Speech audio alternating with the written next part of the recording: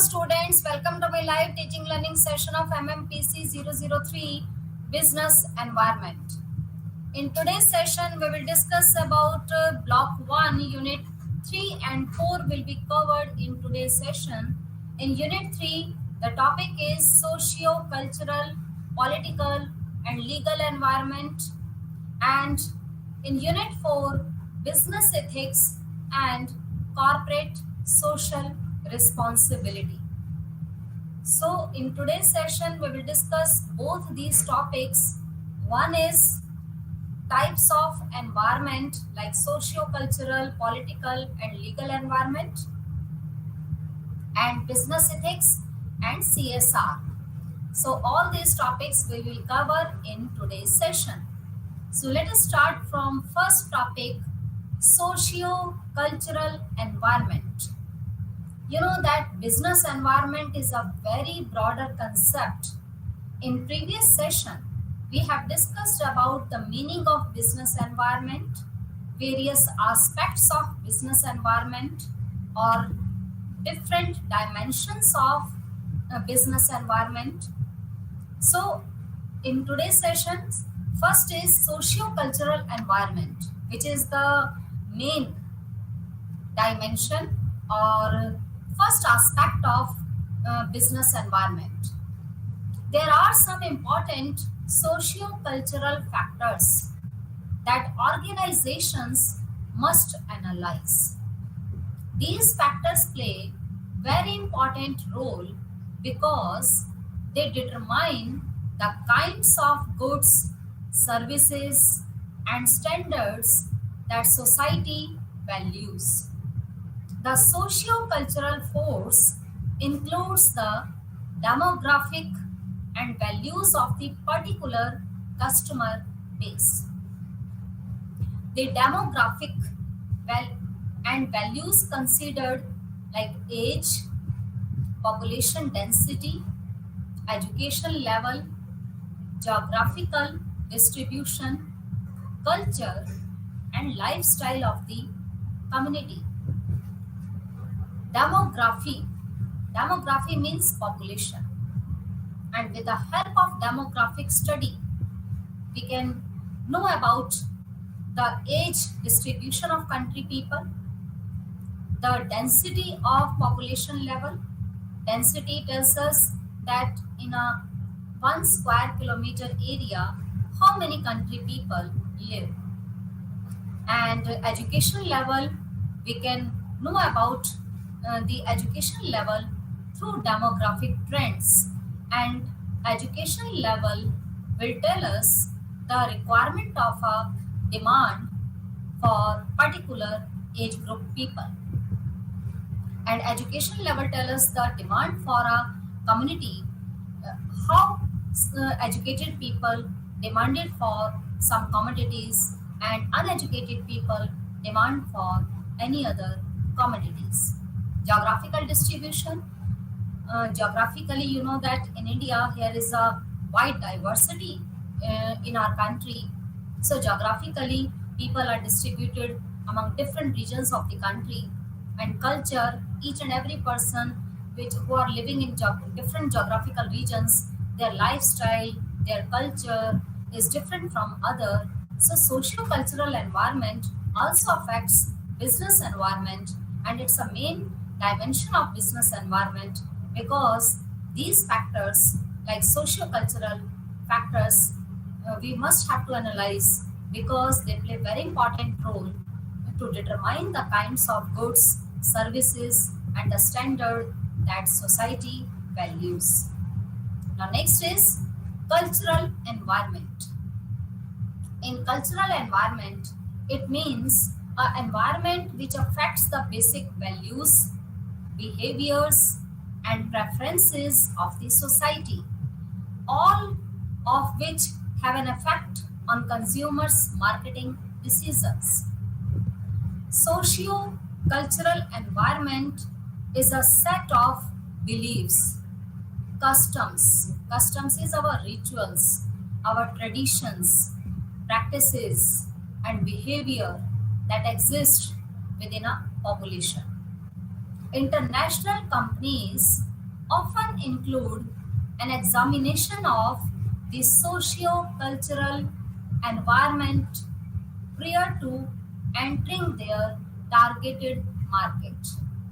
It means if a company, while doing domestic trade or international trade, must have to know about socio-cultural factors because it play very important role in the determination of producing different kinds of goods according to the demand for by the whole community people.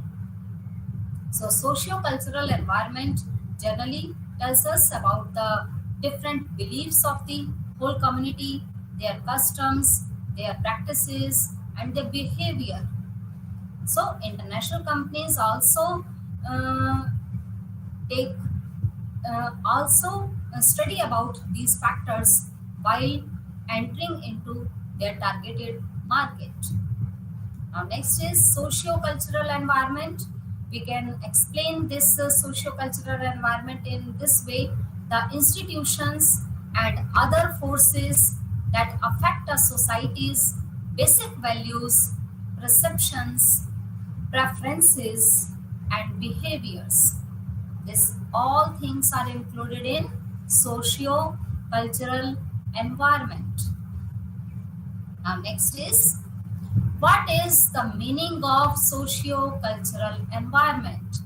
Now we have studied about the various examples which are studied in socio-cultural environment like customs, beliefs, set of beliefs, rules, and their pattern and their lifestyle, their age group, their education level, demographic trends, etc.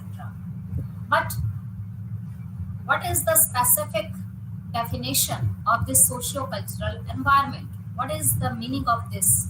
So, a socio-cultural environment is a population and it is described with special attention paid to social and cultural factors. It includes cultural norms, demographic informations, and religious information. So it includes three types of information. One is cultural informations, demographic informations, and number three is religious information. So this is the sum total of a set of beliefs, norms, customs, practices, and behavior that exist within a population. One of the difficult job in disaster management is to control community fear, panic, and conflict. Therefore, understanding of socio-cultural environment of affected people is very important. And for any business enterprises, this socio-cultural environment study is very necessary because it explains the pattern of demand for goods and services so that firm can produce those items which is demanded by the community people and diverse community people who are living in a different regions, in a different geographical areas, and their customs, their beliefs are different from another, and they can satisfy, a firm can satisfy, or business enterprises can satisfy the requirements and the needs of the whole community by studying this socio-cultural environment. Now, next environment is political environment. Now, in political environment, there is a legal and political environment system. And political environment in this, government rules and regulations are included.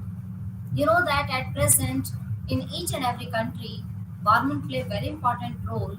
Without government intervention, without government interference, no one economic activity, no one any activity can smoothly perform.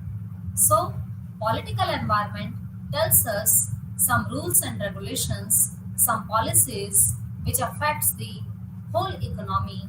So political environment and their policies, their stability and the system, all these things. There are three main things like system, what type of political system exists in each and every country. Like in India, here is a mixed economic system exists.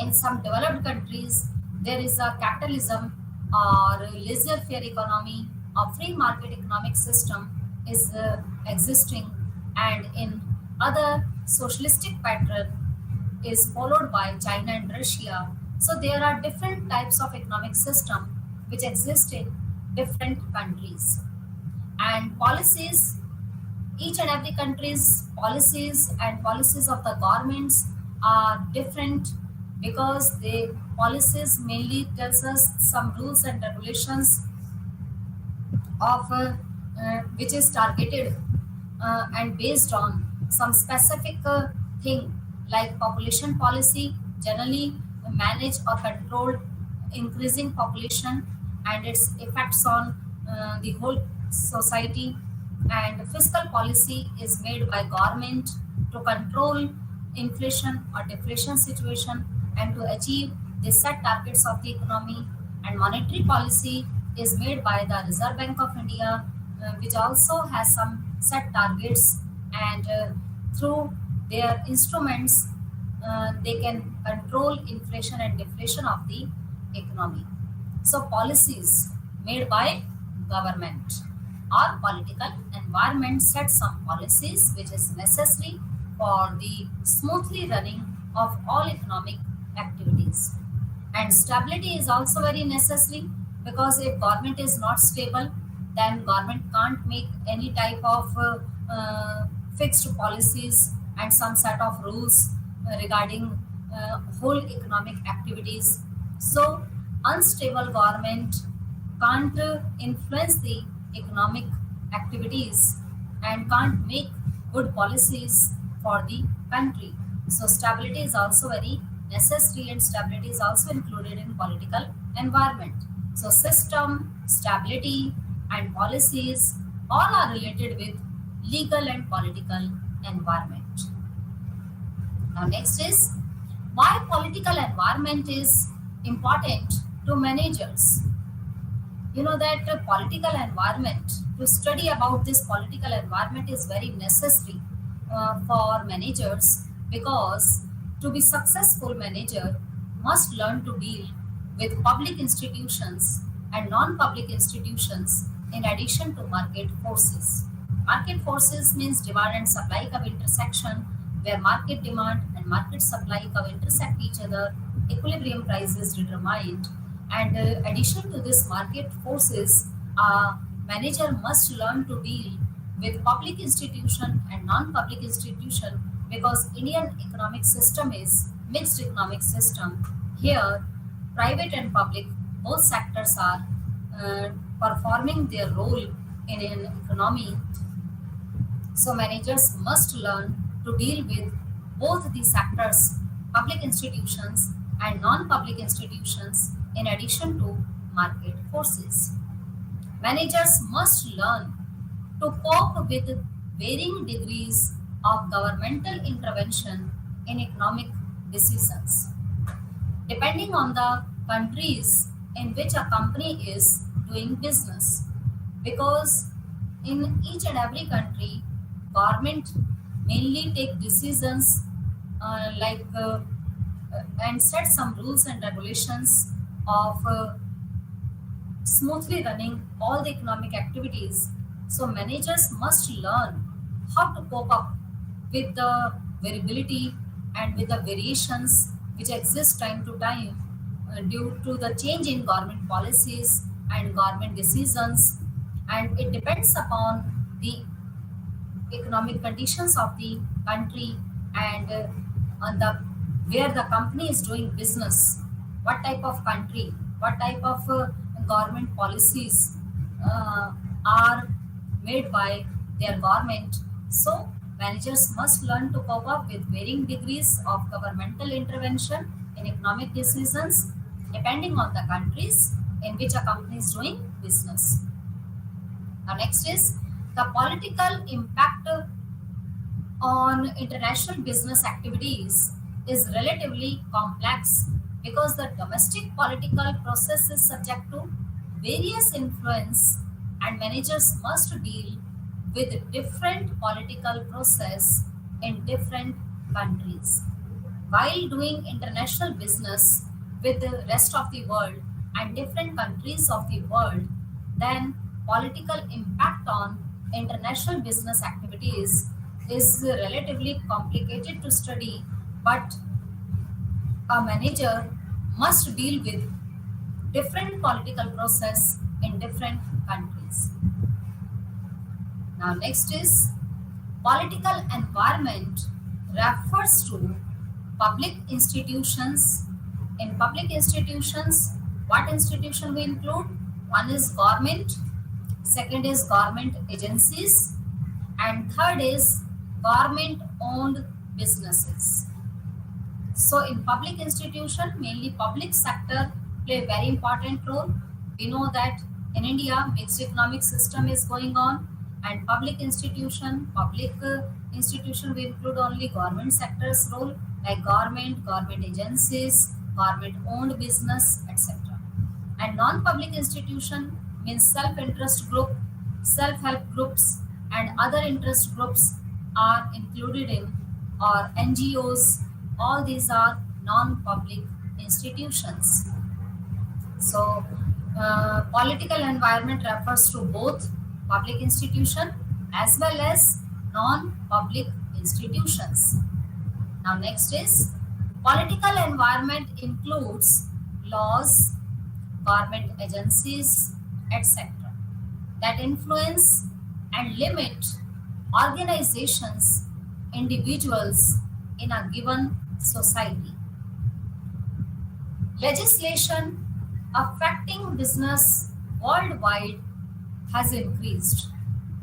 At present, legislation or laws or rules and regulations which affects businesses worldwide and their role is increasing day by day. And the laws who protect companies, consumers, and the interest of society, they are also made by government. An increased emphasis on socially responsible action. So in political environment, all these things are included, like rules and regulations which is set by the government, which affects consumers, companies, and other the whole society's interest, and legislation which affects business at worldwide level. So political environment includes all the rules, laws, government agencies which influence and limit the organization or individual person in a society. Now the third is legal environment. So there are different dimensions. These are different dimensions of business environment. One we have studied about socio-cultural environment, in which demographic trends, demographic features are included, and in political environment there are different rules, regulations, policies of the government, decision making instruments, what type of decision taken by the government which influence the business at domestic level, at world level, how they are affected from the government policies. We have studied about in political environment. And in legal environment, there are different concerns, laws, agencies, regulatory actions, and management responses all are included in legal environment. Number one is concerns. Legal environment, the main concerns of this legal environment is one is fairness issue. First is fairness, means all the issues which is related with any business enterprises that should be fair, economic disparity, changing material values, interest groups, agendas, political party, mandatory or mandates, loopholes in current legislation. All these are the main concerns of legal environment. And what type of laws made by the legislative assembly or legislative agency? Laws passed by government, either it may be state government, central government, and passed by government, legislature, presidential, executive orders, and challenges to laws. Who can challenge these laws? These laws can be challenged by state court system and federal court system. And what are the agencies? Agencies are like federal agencies, state agencies, and independent commissions. And all these state court system and federal court system, they can give their opinion and decisions. And regulatory actions set some rules. Rules may be written, generally it is always in written form. And rules and regulations, complaint, investigations, technical assistance, lawsuits, all these actions taken by regulatory action. And management response in this planning, compliance, strategies, formulation, appropriate human resource policies, briefing, briefing and training employees and managers, defending lawsuits, working with government agencies, lobbying for policy change. So all these things are included in legal environment. In legal environment, first of all, we have to set some concerns. Then laws will be made by the government. Then agencies will take some actions, and regulatory action deal with ruling, written regulations, complaint, investigation, etc. And management process is related with these concepts like planning, compliances, strategies. Management can make strategies, can make policies, and they can give training to their employees, etc. Now, next is legal environment of business. You know that legal environment sets some rules and regulations or laws which is mandatory for whole community and whole business enterprises.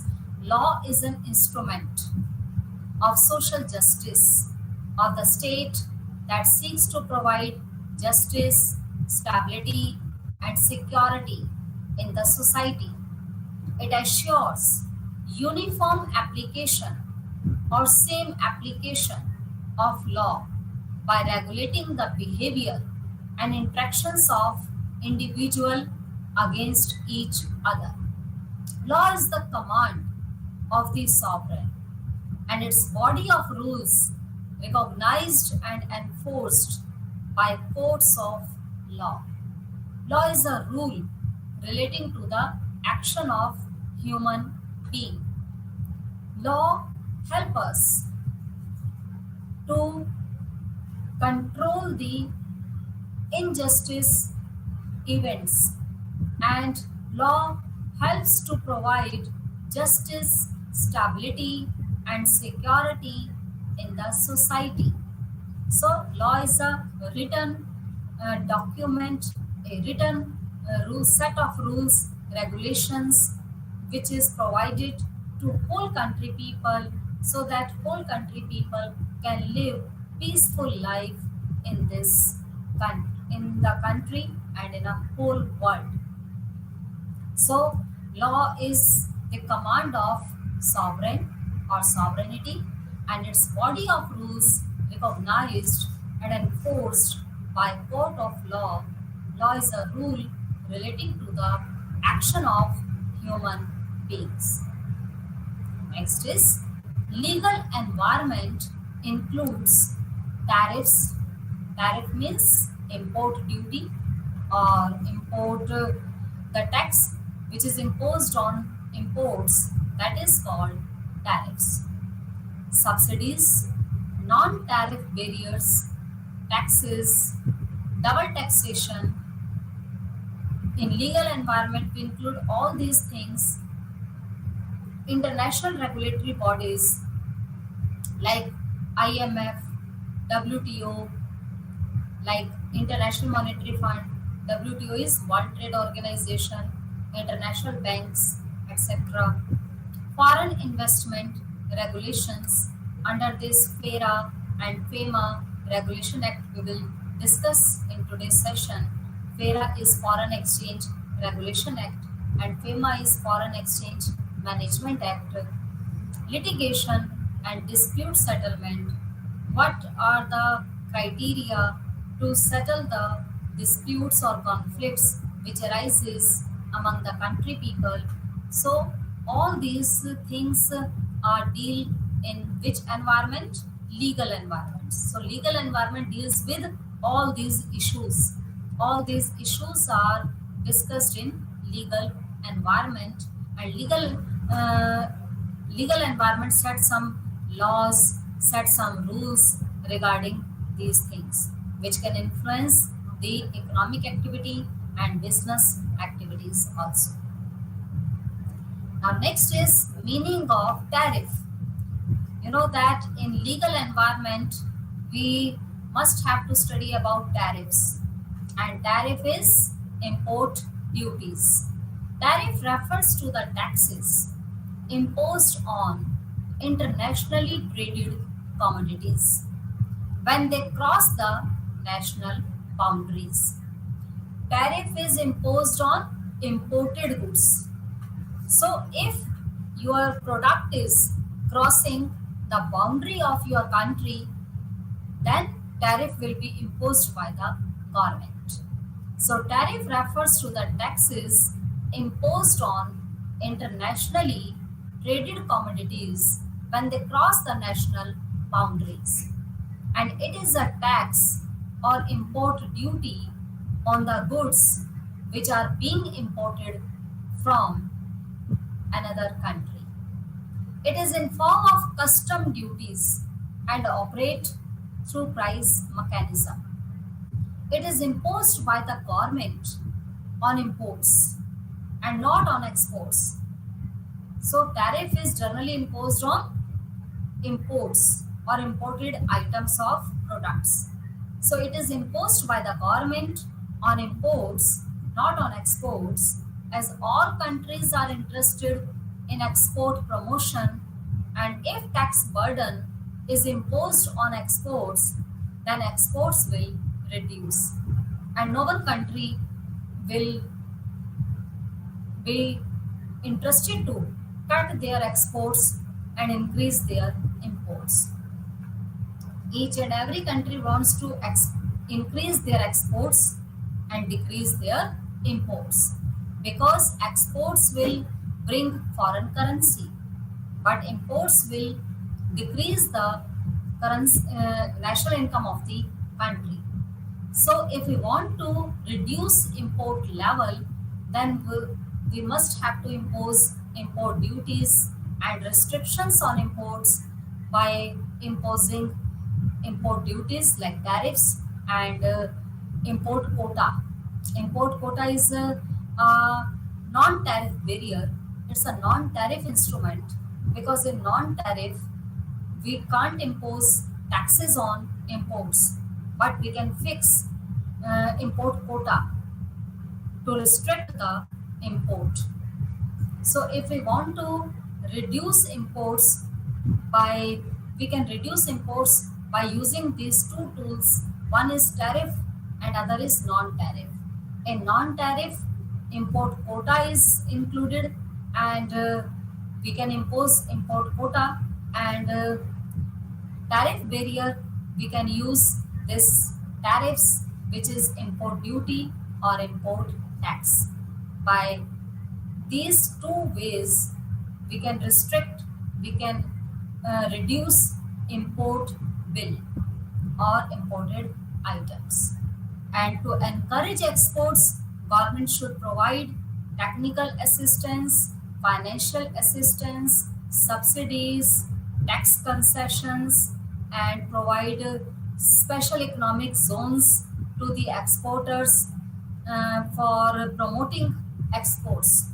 If government provide special economic zones to the exporters, if government provide technical assistance, financial assistance, and give some tax concessions in taxation rate, and provide subsidies and all types of help which is required by the exporter companies while making goods and services for exporting.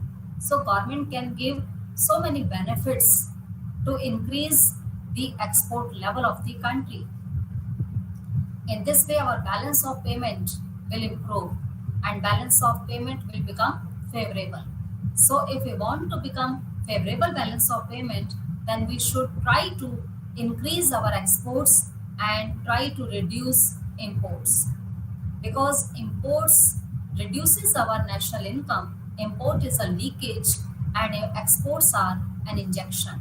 Injections are those variables which increases the level of income, and leakages are those variable which reduces the level of income. So in economics terms, we can say that import is leakage and export is an injection. That's why we should try to restrict the imports by imposing tariffs like import duties and non-tariff like import quotas.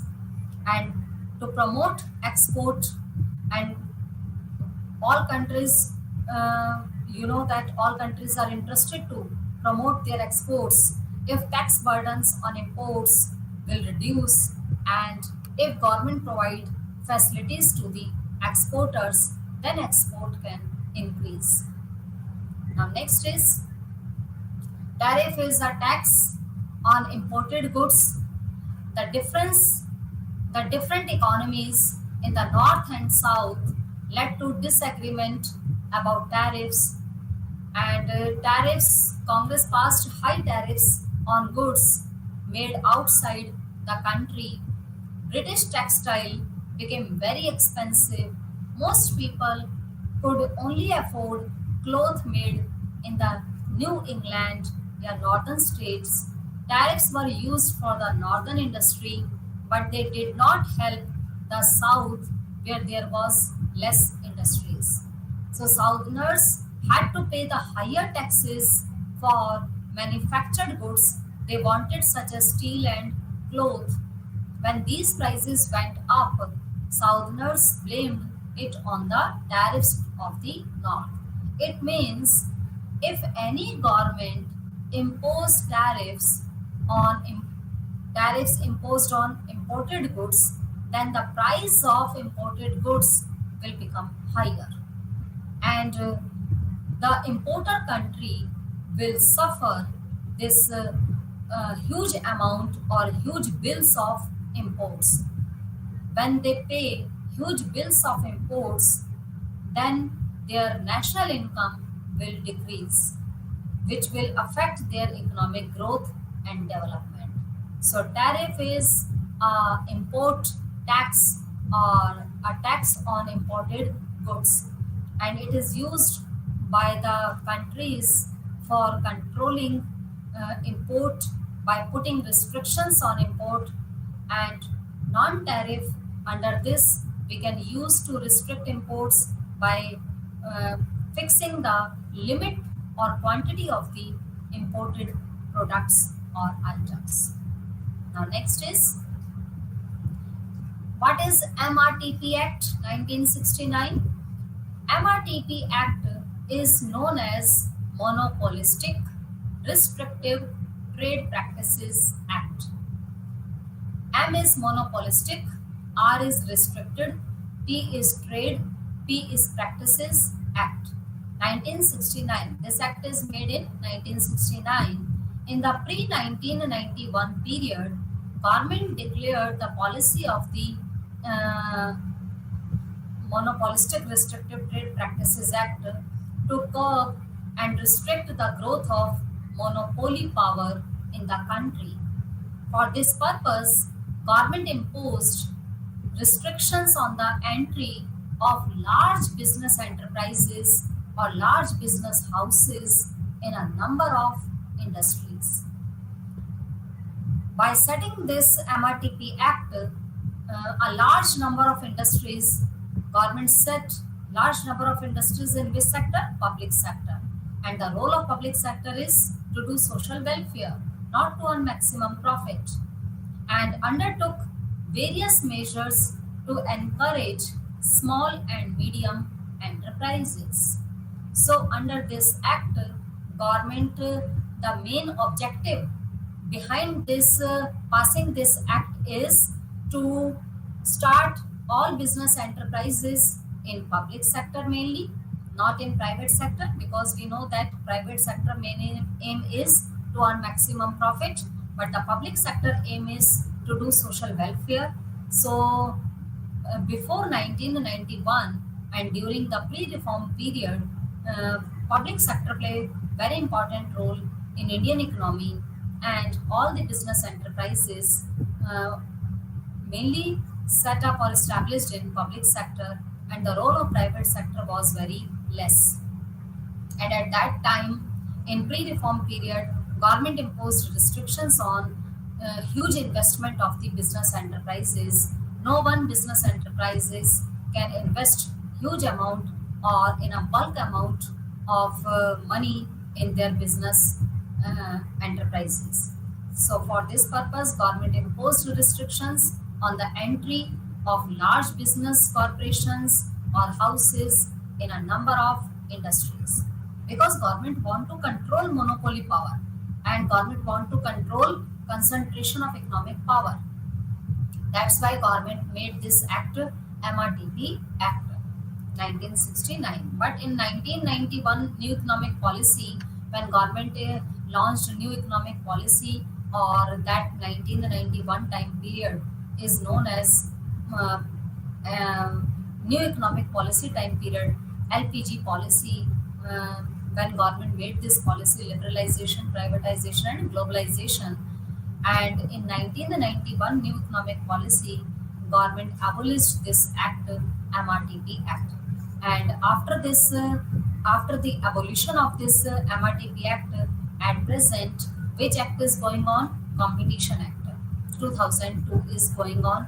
At present, there is no restriction for investing money in their business enterprises, but in this act, the limit of investment is was only 100 crore rupees. No one country can invest more than 100 crore rupees in their business enterprises under the Act of MRTP 1969. But when this act was abolished and the Competition Act followed by government, at present there is no restriction, no there is no hurdle, no barriers to invest your money in your business enterprises. You can invest in a large amount of money in your business enterprises. There is no restriction imposed by the government. That's why all the big business corporate sectors invested their money in business enterprises after 1991 time period, not before that. So 1991 onwards, the restriction of investment is finished, as not yeah, it means has abolished this act, and at present there is no restriction imposed by the government. Now next is Companies Act 2013. This act is also made by government, or it's a legal environment to set some act for smoothly running the business activities. And Companies Act 2013, it's a consolidated financial statement and significant influence. It is mandatory for all companies which have one or more subsidiaries branches. Subsidiary means associate or joint ventures. and it is prescribed in the format that similar to existing revised schedule 6th of the act for preparation of consolidated financial statement. It requires minority interest to be presented separately within equity on the balance sheet. It defines the term significant influence. Significant influence is control of at least 20% of total share capital or of business decisions under an agreement. This definition differs from the existing notified accounting standard as per which significant influence is defined as the power to participate in financial or operating policy decisions of the investee but not control over those policies.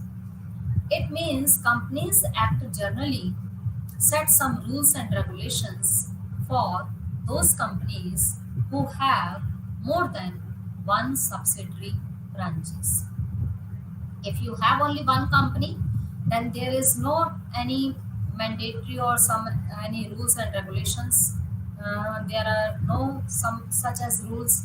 But if you have more than one subsidiaries branches, then there is a compulsion which is imposed by this Companies Act 2013.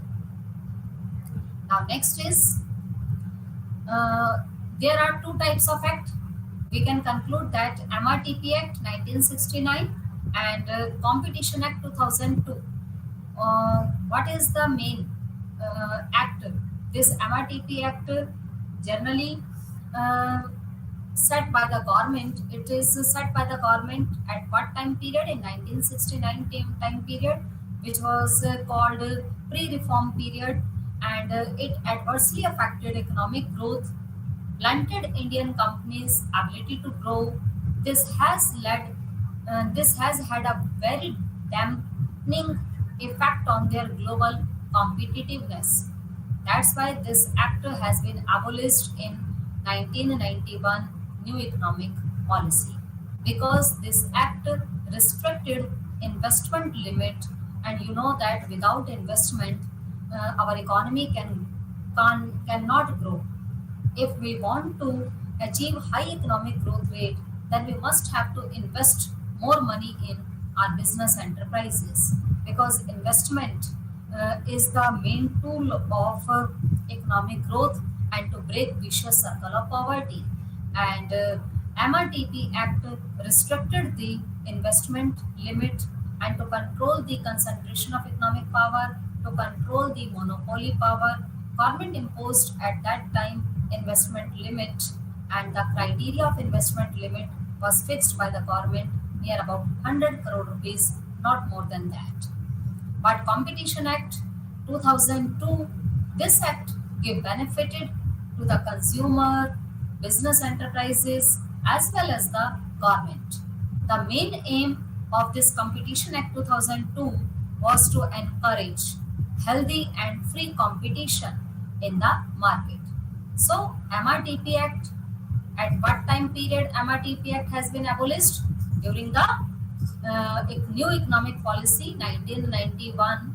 At that time this act has been abolished, and after this abolition of this act, government started what type of act? Competition Act. Competition Act 2002 encourages all the big business enterprises, and it give benefited to consumer and business houses as well as the government. The main aim of Competition Act is to encourage healthy and free competition in the market. So this is the just conclusion of these two acts, Competition Act and MRTP Act. Now next is, what is FERA and FEMA Act? You know, FERA, the full form of this FERA is F is foreign, E is exchange, R is regulation, A is act. Before 1991, this act is known as FERA Act, but after 1991 or launching the new economic policy, this act was converted into FEMA, Foreign Exchange Management Act. So, Foreign Exchange Regulation Act, the main goal was the protection of foreign exchange. But the FEMA Act aim is the management of foreign exchange. It's not the regulatory body. Its main aim is to manage the foreign exchange rate, not regulate the foreign exchange rate. FERA Act is created in which year? 1973. And FEMA Act is created or in which year? 29th December 1999. In FERA Act, how many sections were there? It has 81 sections. And in FEMA Act, it has 49 sections. They are about half. FERA Act was created with the idea that foreign exchange is a rare fund, and FEMA Act was created with the idea that foreign exchange is an asset. It's not a rare fund, it's an asset. And FERA Act, the main aim is to control the foreign payments in India. It means FERA Act was to control.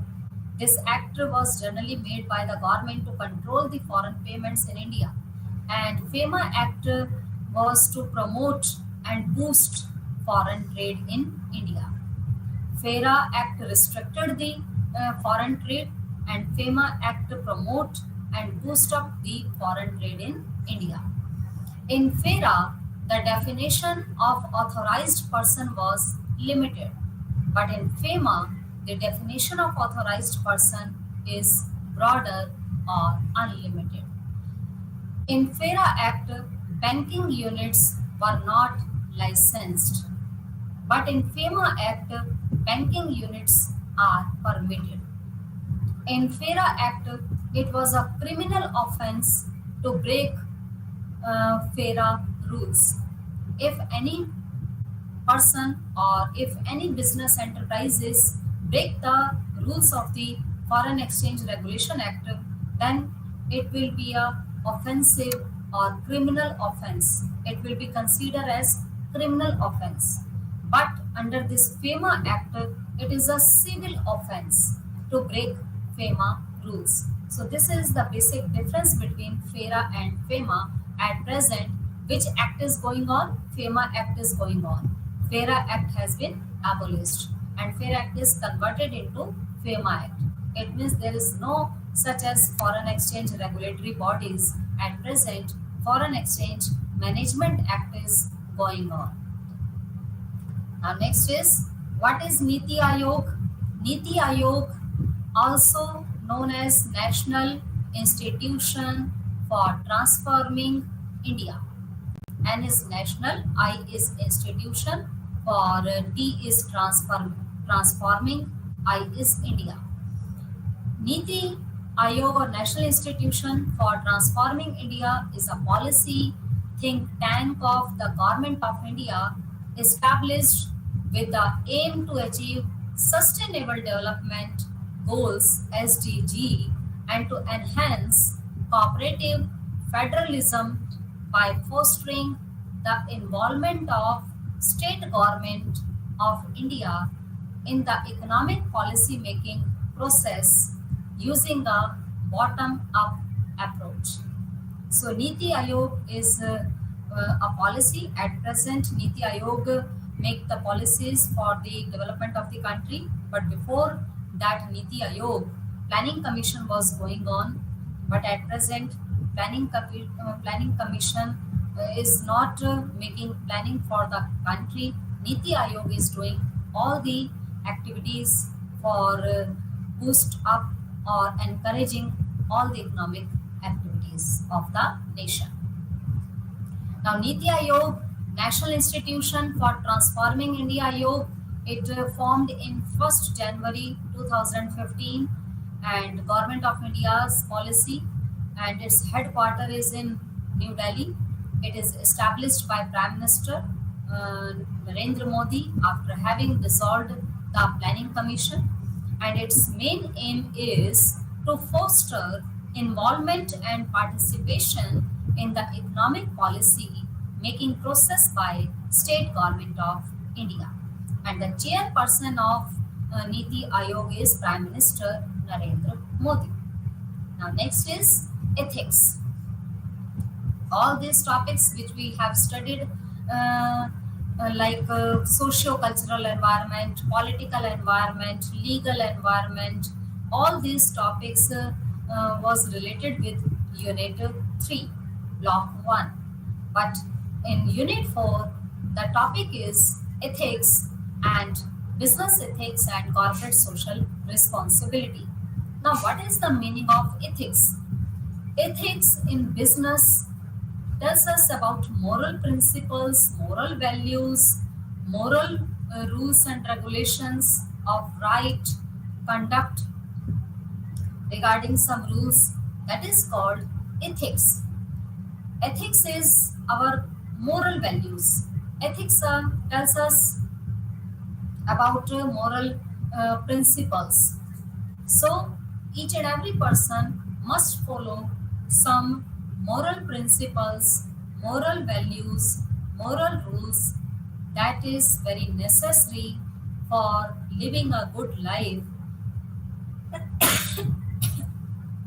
Ethics generally tells us that what is right, what is wrong, what is good, what is bad.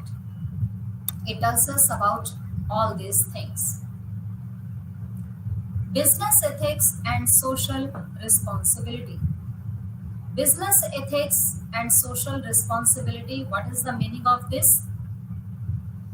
Business ethics tells us about the social obligations of a business, but also the obligations to employees, customers, suppliers, and competitors. Business ethics tells us about the social obligations of a business enterprises, but also the obligations to employees, customers, suppliers, and competitors. And social responsibility, it is the under the umbrella of business ethics, but focuses more narrowly on a company's social obligations. So social responsibility means it's our social responsibility that we must have to follow some moral values and rules. And business ethics tells us the difference between what is good, what is bad, what is right, what is wrong, and what are our moral values, how we can become a good citizen of a country to follow these moral values and moral rules. And in business enterprises, there is a very vast scope of business ethics and social responsibility, because business enterprises should follow the ethical values. They have to follow some ethical issues, and they must have to perform their responsibility towards the whole society, towards the whole community, towards their employees who are working in their business enterprises, towards the customers who are taking their product on the trust of their enterprises goodwill. So each and every business enterprises must have to perform their social responsibility in an ethical ways, so that each and every person can get benefit by following or by taking the advantages of ethical values. Now, business ethics and social responsibility. Business ethics tells some principles and standards that define acceptable conduct in businesses. And social responsibility is a business obligation to maximize its positive impact and minimize its negative impact on society. It's our social responsibility that we should try to maximize the positive impact and try to minimize the negative impact on society. So business enterprises has social obligations to maximize its positive impact and minimize its negative impact on society. And business ethics sets some rules and standards which is acceptable in business. Now, next is what are the advantages of corporate social responsibility? Corporate social responsibility can help the companies to overcome potential risky situations like corporate scandals that might uh, malign their or decrease their reputation. It can also help to create a loyal customers base for the company, which in turn can set it apart from other companies. This might help in brand differentiation.